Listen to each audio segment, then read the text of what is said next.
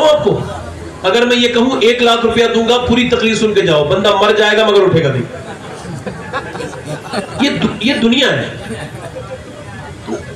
समझ आ रही है? वो हलचल भाई क्या पहुंच जाएंगे, तवज्जो है मेरी बात में? मैं क्या अर्ज कर रहा था, हमारे यहाँ एक बहुत बड़ा फैशन ये चला है कि हम औरतों को बड़ा बुरा भला कहते हैं, औरतों के साथ बदतमीजी करते हैं, और औरतें बिगड़ गई हैं, औरतें बेपर्दा हैं। आज तक मेरे एक सवाल समझ में नहीं आया, ये औरतें हैं कौन? कहां की औरतें हैं? कहां से आई हैं? एक शादी में मैं गया, तो मैं उम्मत जाता नहीं हूं, तो गया तो मुझे बड़ी तकलीफ हुई, मतलब बहुत ज्यादा तकलीफ हुई। उसकी वजह यह थी कि वहां औरतें थी बेपर्दा, उन पे कपड़े थे माज़अल्लाह, मगर कपड़े ठीक ठाक नहीं थे, मगर उनके कपड़े आधे आस्तीनों के थे, उनके सरों पे कपड़े वो दुपट्टे नहीं थे। मगर उससे ज्यादा अफसोस इस बात पर हुआ कि उनके जो भाई थे वो दूसरों की बहनों को देख रहे थे, उन्हें कोई दूसरा देख रहा था। ये क्या हमारा हाल नहीं है? ये जो औरतें बेपर्दा है, क्या ये जंगल की औरतें हैं? कौन नहीं है? ये रोना कब हम बंद करेंगे औरतें बेशर्म है? पहले ये नहीं कहते हम लोग कि हम बेशर्म हैं, पहले हम लोगों के यहां मसला है ना। आज मियां 10-10 जोड़ी 15-15 जोड़ी कपड़े बनाते हैं शादी पे, कभी देखते नहीं बहन ये कपड़े बनाए कैसे हैं। अच्छा मुझे बताएं, अगर बाप मोहब्बत से अपनी बेटी को मोहब्बत से कहे, ओ मेरे बेटी तू किसी अंग्रेज की बच्ची नहीं है, तू हुजूर की उम्मत की बच्ची है, तेरा सर नंगा अच्छा नहीं लगता, अगर मोहब्बत से कह देगा बाप, तो बेटी कभी बेपर्दा होगी? कभी बताएं? अगर भाई अपनी बहन से कह दे तो बहन कभी बेपर्दा होगी? क्यों? अच्छा ये मसला क्या है कि ये अब रविश इतनी आगे बढ़ गई कि हम लोग अपने आप को नहीं देखते, जमाने को कहते हैं। हैदराबाद दक्कन में एक औरत तकरीर कर रही थी, एसपी थी वो या डीएम थी, तो तकरीर करते करते बोली, मुसलमानों, गैर मुस्लिम थी, ये बताओ मैं हुसैन से बहुत इंप्रेस हूं, मुतासिर हूं, मगर 1400 साल बीत गए, दूसरा हुसैन क्यों नहीं आया? दूसरा हुसैन क्यों नहीं आया? सर झुक गया मुसलमानों, किसी के पास जवाब नहीं था। फिर उसने रिपीट किया, ओ मुसलमानों क्या बात है, 1400 साल गुजर गए, अब तक कोई दूसरा हुसैन क्यों नहीं आया? सर फिर झुक गए, जवाब नहीं था, कौन बोलता, किसे जो है बात करने का। तीसरी बात जब उसने कहा ना, तकरीर करते करते अपनी बात को लाई वहां पर, फिर उसने कहा क्या हुआ, हुसैन क्यों नहीं आया, 1400 साल बीत गए। मियां सुने, एक बुजुर्ग खड़े हुए, उनके चेहरे में, उनके आंखों में आंसू थे, बुजुर्ग चेहरा चमकता था, कहने लगे, ओ बेटी क्यों हमें जलील करने आई है, सुन हुसैन तो पैदा हो जाता, मगर दुनिया में कोई दूसरी फातिमा ही नहीं आई।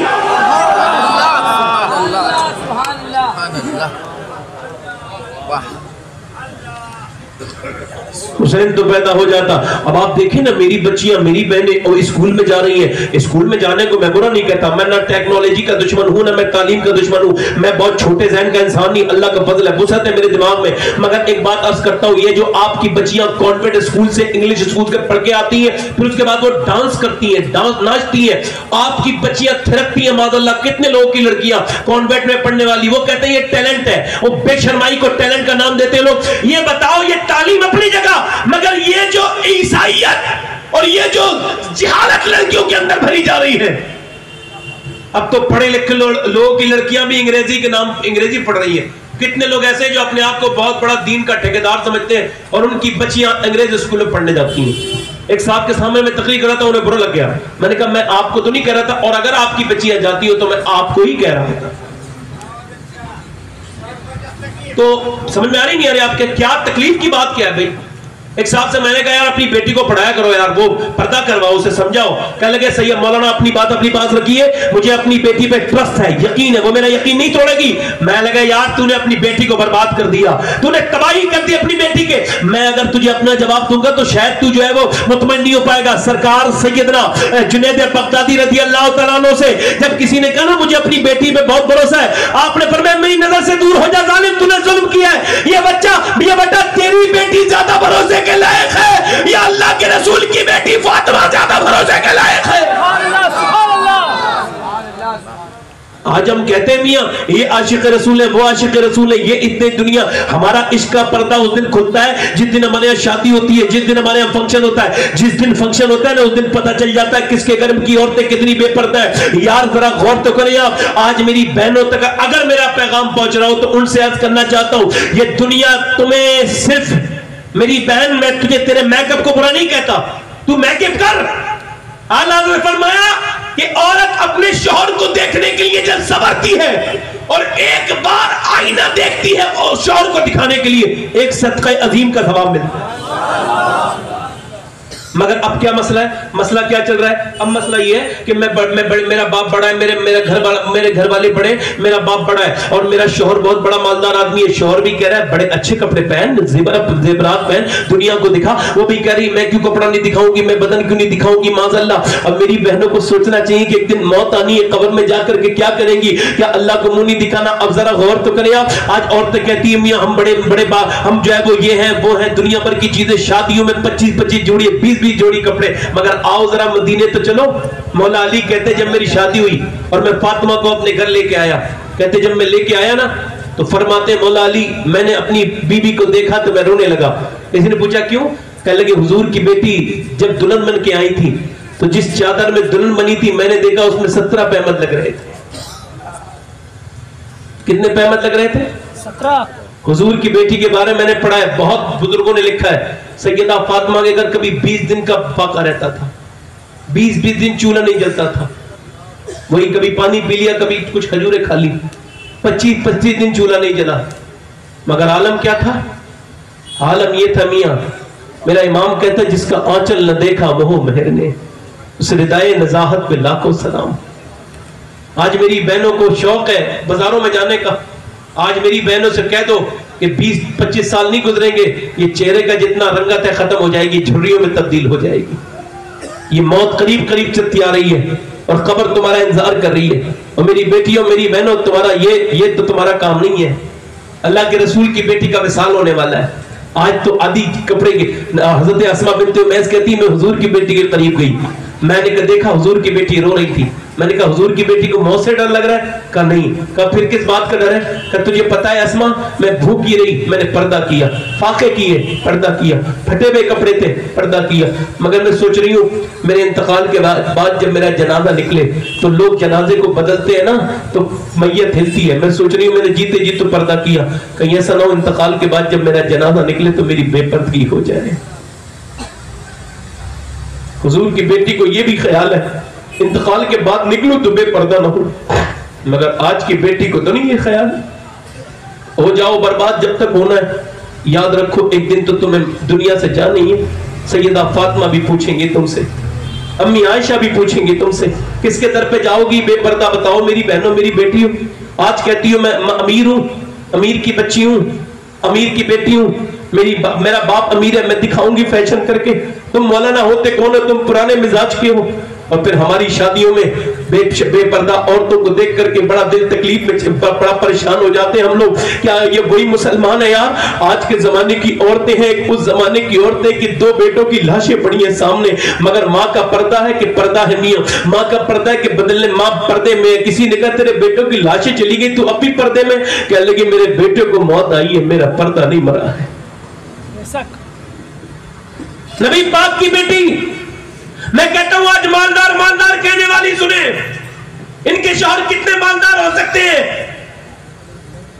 10, 20, 50 लाख, 10 करोड़, 20 करोड़ के मालिक, कपड़े इधर से उधर हो सकते हैं। मगर सुनो, एक औरत ऐसी है जिसका शौहर जब सूरज निकलता है तो उससे खिताब करता है सूरज से, और सूरज ज्यादा गुरूर से मत निकल, तू जहां से निकलता है वो भी मोहम्मद अरबी के गुलाम की हुकूमत है, जहां तू डूबता है वो भी मोहम्मद के गुलाम की हुकूमत है।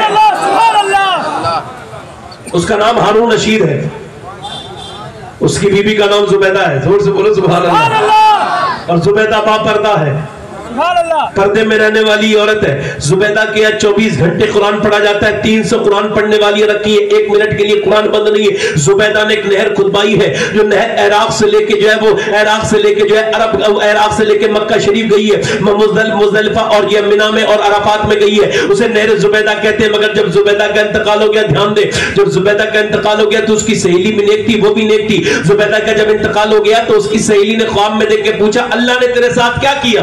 तो जुबैदा बोली, अल्लाह ने मुझे बेहिसाब बख्श दिया।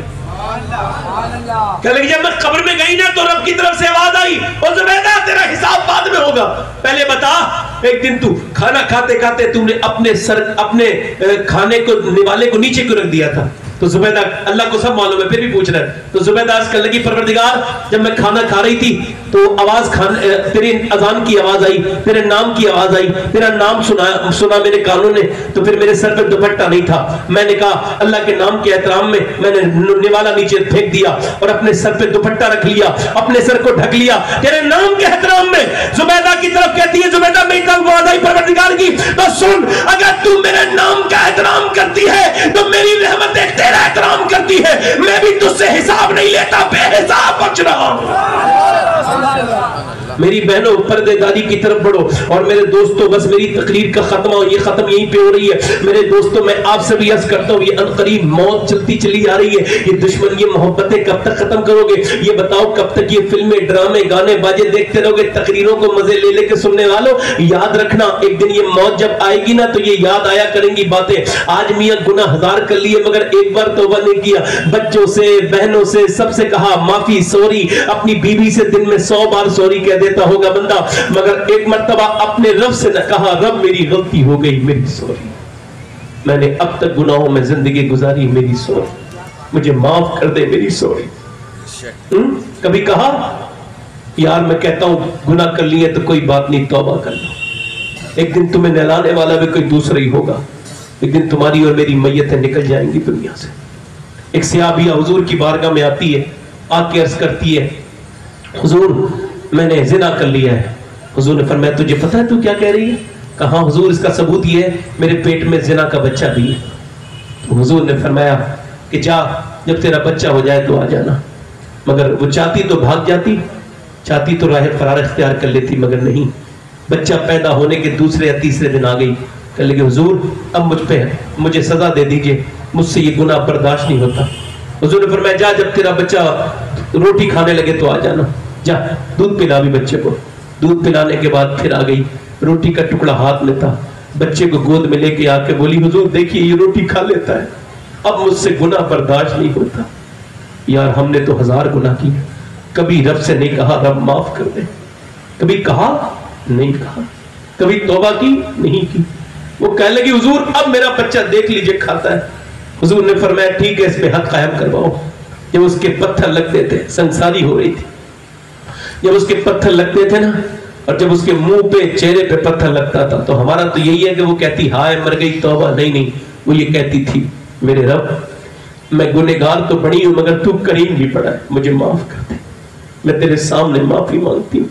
फिर कहने लगी मेरे मौला दुनिया की माएं अपने बच्चों से प्यार करती, मगर देख मेरा बच्चा रो रहा है और मैं पत्थर खा रही हूं तेरी रजा के लिए, मुझे माफ कर दे। इतने पत्थर, जब उसके पत्थर लगते थे खून निकलता था। मस्जिद नबी में हुजूर बैठे हुए रोते थे, सरकार की आंखों से आंसू गिरते थे।